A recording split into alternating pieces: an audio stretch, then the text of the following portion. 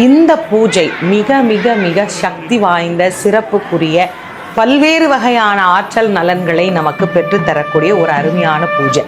அந்த பூஜை என்ன, அந்த பூஜையில நாம கலந்து கொண்டால் நமக்கு என்னென்ன பலன்கள் கிடைக்கும், எப்படி அந்த பூஜையில நாம கலந்து கொள்வது அப்படிங்கிறத பத்தி தான் இந்த பதிவுல பார்க்க போறோம். அது என்ன பூஜை அப்படின்னா, சிவன் கோவில்ல நடக்கக்கூடிய பள்ளியறை பூஜையை பத்தி தான் இன்னைக்கு நம்ம பார்க்க போறோம். பொதுவா ஒரு ஆலயத்துல காலையில பள்ளியறை பூஜையில இருந்து இரவு பள்ளியறை பூஜையிலிருந்து அனைத்து விதமான பூஜைகளுக்கும் வெவ்வேறு வகையான சிறப்புகள் அப்படிங்கிறது சொல்லப்பட்டிருக்கு. இந்தந்த பூஜையை நாம தரிசனம் பண்ணினா இன்னென்ன பலன்கள் நமக்கு கிடைக்கும் அப்படின்னு எல்லோருமே தெரிஞ்சு வச்சிருக்கிற ஒரு விஷயம்தான். ஆனா அதுல பலரும் அறியாத ஒன்று இந்த பள்ளியறை பூஜை. நிறைய பேர் கேட்குறீங்க, அம்மா இந்த பள்ளியறை பூஜை அப்படிங்கிறது எதற்கு, அதனுடைய சிறப்பு என்ன, அதில் நாம் கலந்துக்கிட்டோம்னா நமக்கு என்ன பலன்கள் கிடைக்கும் அப்படின்னு. அதை பற்றி தான் இன்னைக்கு விரிவாக இந்த பதிவில் உங்களோட நான் பகிர்ந்து கொள்ள இருக்கிறேன். பொதுவாக பள்ளியறை பூஜை அப்படிங்கிறது எதற்காக? சிவபெருமான் தன்னுடைய சன்னதியிலிருந்து அம்பாளுடைய சன்னதிக்கு எழுந்தருளி வந்து சிவசக்தி ஐக்கியமாக விளங்கக்கூடிய பூஜை எது அப்படின்னு பார்த்தீங்கன்னா இந்த பள்ளியறை பூஜை தான். இந்த பள்ளியறை பூஜை அப்படிங்கிறது எவ்வாறு நடைபெறும்? அநேகமாக பார்த்தவங்களுக்கு தெரியும், பார்க்காதவங்களுக்காக அதை நான் சுருக்கமாக சொல்கிறேன். சுவாமியினுடைய திருப்பாதங்களை சுவாமியினுடைய சன்னதியிலேயே வச்சு நல்லா அழகாக அலங்காரம் பண்ணி அதை அப்படியே ஒரு பல்லக்கில் வச்சு அதை தொண்டர்கள் அந்த பல்லக்கை சுமந்து கொண்டு வர மேளங்கள், அதாவது எல்லா விதமான வாத்தியங்களும் வாசிக்க, அன்பர்கள் எல்லாம் பின்னாடி சிவபெருமானுடைய நாமத்தை சொல்லிக்கொண்டே வர அது தாயாருடைய சன்னதிக்கு வந்து சேரும். அம்பாளுடைய சன்னதிக்கு வந்த உடனே அம்பாள் வந்து சுவாமியை பாத சேவை செய்து வரவேற்று உள்ளே அழைத்து கொண்டு வந்து சுவாமியை அம்பாளை ஊஞ்சல்ல எழுந்தருளை பண்ணி பாராயணம் எல்லாம் பாடி சுவாமிக்கு பழங்கள் பால் எல்லாம் நெய்வேத்தியம் பண்ணி ஊஞ்சல் சேவை பண்ணி நல்ல அற்புதமா பக்தர்கள் எல்லோரும் மனம் மகிழும்படி நிறைவு செய்து அந்த திருக்கதவை தாழிடக்கூடிய நிகழ்வு பள்ளியறை பூஜையாக நடைபெறக்கூடிய ஒரு நிகழ்வு. இது பார்த்தவங்களுக்கு தெரியும், இது ரொம்ப நேரம், கிட்டத்தட்ட ஒரு அரை மணி நேரத்துக்கு மேலே நடக்கக்கூடிய பூஜை. நான் உங்களுக்கு எளிமையாக சொல்கிறேன். இத்தனை சிறப்புக்குரிய இந்த பள்ளியறை பூஜையில் நாங்கள் கலந்துக்கிட்டோம்னா எங்களுக்கு என்ன பலன் கிடைக்கும் அப்படின்னு நிறைய பேருக்கு ஒரு சந்தேகம் இருக்குது. பொதுவாக பள்ளியறை பூஜை அப்படிங்கிறதுல நிறைய விஷயங்கள் இருக்குது. முதல்ல அந்த இடத்த நல்ல சுத்தமான தண்ணீரால் தொடச்சி அதில் கோலம் போட்டு அந்த இடத்தை அழகுபடுத்துதல் அப்படிங்கிற ஒன்று. நிறைய பெண்கள் அதை நித்திய கைங்கரியமாகவே செஞ்சுட்டு இருக்கிறாங்க. இது போல ஆலயத்தில் இந்த பள்ளியறை பூஜைக்கு கோலமிட்டு வழிபாடு பண்ணாங்க அப்படின்னா மகாலட்சுமி அவர்களுடைய இல்லத்திலும் உள்ளத்திலும் நிரந்தரமாக வாசம் செய்வாள். அவர்களுடைய வாழ்க்கையில அவர்கள் எதிர்பார்க்கக்கூடிய எந்த வகையான நலனாக இருந்தாலும் அந்த நலன் அவர்களுக்கு நிச்சயமாக கிடைக்கும். அதுபோல பால் நெய்வேத்தியத்துக்கு எடுத்துட்டு வருவாங்க. நல்ல பசும்பால், இந்த பாக்கெட் பால் அப்படிங்கிறத முடிந்த வரைக்கும் தவிர்த்துட்டு நல்ல சுத்தமான பசும்பால் காய்ச்சி அதில் நாட்டு சக்கரை போட்டு ஏலக்காய் போட்டு அழகா அந்த பாலை சுவாமிக்கு நெய்வேத்தியத்துக்கு எடுத்துட்டு வந்து சிலர் கொடுப்பாங்க.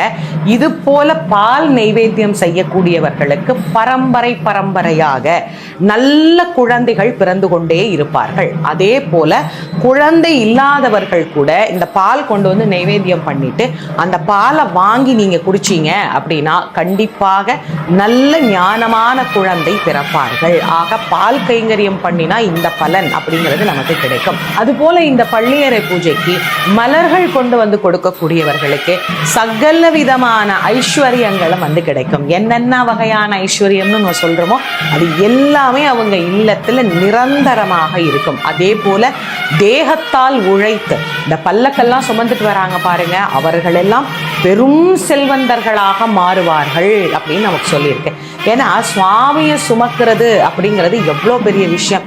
அப்படி சுவாமியை சுமந்து கொண்டு வரக்கூடியவர்கள் பெரும் செல்வந்தர்களாக இப்பிறப்பிலும் எடுக்கின்ற பிறவிகளிலேயும் அவர்கள் செல்வந்தர்களாகவே இருப்பார்கள் அப்படிங்கிறதையும் நமக்கு பெரியவங்க சொல்லியிருக்கிறாங்க. இந்த பூஜை நடைபெறுகிற போது நெய்யினாலேயோ நல்லெண்ணெயாலேயோ தீபம் ஏற்றி நல்ல அழகாக அலங்காரம் பண்ணி வழிபாடு செய்யக்கூடியவர்களுக்கு கல்வி தானம் செய்யக்கூடிய பெரிய பெரிய கல்வி நிறுவனங்களை நடத்தக்கூடிய பலாயிரம் பேரை படிக்க வைக்கக்கூடிய ஒரு பெரிய வாய்ப்பு அப்படிங்கிறது ஏற்படும்.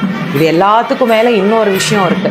அன்றாடம் யார் ஒருவர் இந்த பள்ளியறை பூஜையில எந்தவித பிரதிபலனும் எதிர்பார்க்காது உண்மையான சிவபக்தியோடு கலந்து கொண்டு சிவபெருமான வழிபாடு செய்து கொண்டு அந்த நாதஸ்வரம், தவில், அதுக்கப்புறமா பஞ்சவாத்தியங்கள், கைலாய வாத்தியம்னு சொல்றோம்ல, இது போன்ற வாத்தியங்களை வாசித்து கொண்டும் சிவபுராணத்தை உள்ளம் உருகி அப்படியே சுவாமி பின்னாடி பாராயணம் செய்து கொண்டே வரக்கூடிய இது போன்ற அடியார்களுக்கு திருக்கைலாயத்தில் எம்பெருமானை சுற்றி சேவை செய்யக்கூடிய சிவகணங்களாக மாறுகின்ற பாக்கியம் அவர்களுக்கு கிடைக்கும் அப்படின்னு நம்முடைய பெரியவங்க சொல்லியிருக்கிறாங்க.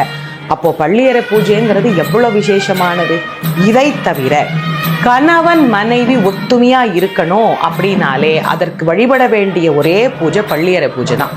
இன்னைக்கு நிறைய வீட்டுல பெரிய பிரச்சனையே என்னன்னு பாத்தீங்கன்னா, கணவனுக்கும் மனைவிக்கும் ஒத்து போறதே கிடையாது. அவர் ஒன்று சொல்றாரு, நான் ஒன்று சொல்றேன், நான் சொல்றதை என் மனைவி புரிஞ்சுக்கிறதே கிடையாது, எங்க வீட்டுல எப்பயுமே சண்டை தான், ஒரு ஒத்துமையே கிடையாது அப்படின்னு பல குடும்பங்கள் இருக்கு. அது போல இருக்கக்கூடிய கணவன் மனைவி வழிபட வேண்டிய அற்புதமான பூஜை இந்த பள்ளியறை பூஜை தான். இது வெறும் கணவன் மனைவி ஒற்றுமைக்கான பூஜை மட்டும் கிடையாது.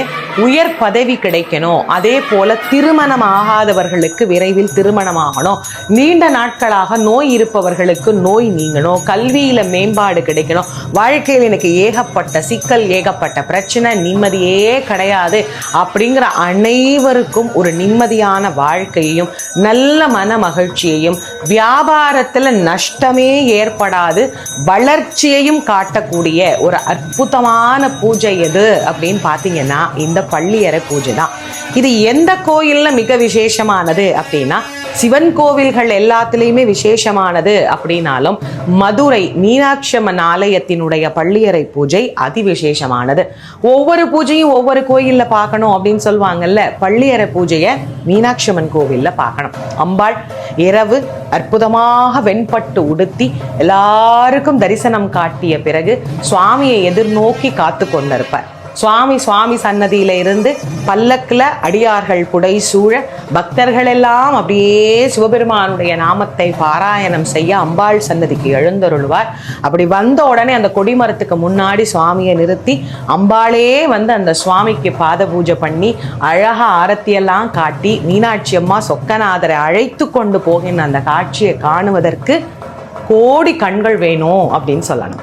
அப்புறமா உள்ள பள்ளியறையில ஊஞ்சல் சேவை பண்ணி அற்புதமா பக்தர்கள் எல்லாருக்கும் நைவேதனம் எல்லாம் கொடுத்து ரொம்ப அழகாக நடைபெறக்கூடிய அந்த பள்ளியறை பூஜையில அம்பாள் நமக்கு காட்சி தருகின்ற அந்த கோலத்தை காண்பதற்கு நாம ரொம்ப புண்ணியம் பண்ணியிருக்கணும். வாழ்க்கையில இந்த பள்ளியறை பூஜை மட்டும் பார்க்கறது அப்படிங்கிறது எல்லாருக்கும் கிடைக்காத ஒரு வாய்ப்பு. அது மிக புண்ணியம் செய்தவர்களுக்கு மட்டுமே கிடைக்கும்னு நம்ம பெரியவங்க பல இடங்கள்ல நமக்கு சொல்லியிருக்கிறாங்க.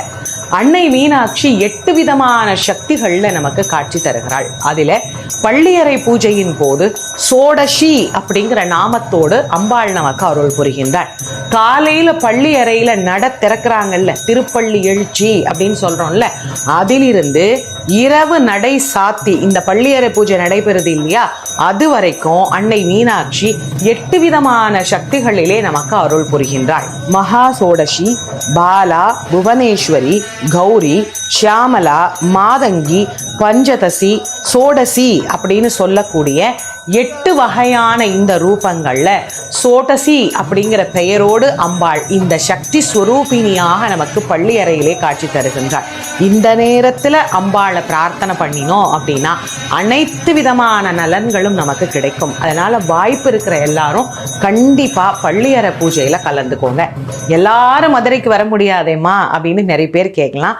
உங்க ஊர்ல இருக்கிற சின்ன சிவன் கோயிலா இருந்தா கூட பரவாயில்ல, அங்கே நடைபெறக்கூடிய பள்ளியறை பூஜையில கண்டிப்பான முறையில் கலந்து கொண்டு அங்க நம்மளால என்ன பணிகள் செய்ய முடியுமோ, அதாவது இறைவனை பொருட்களால் வழிபடுவதுன்னு ஒண்ணு இருக்கு, ஆனா உடலால் உழைத்து வழிபடுவதுன்னு ஒன்று இருக்கு. அது ரொம்ப ரொம்ப புண்ணியமான பலனை நமக்கு பெற்றுத்தரும். இந்த பள்ளியறை பூஜையில நம்மளால என்ன பங்கை அளிக்க முடியுமோ அதை அளித்து நாம் வழிபாடு பண்ணினோம்னா மிக உயர்ந்த பலன்களை நம்மால் நிச்சயமாக பெற முடியும்.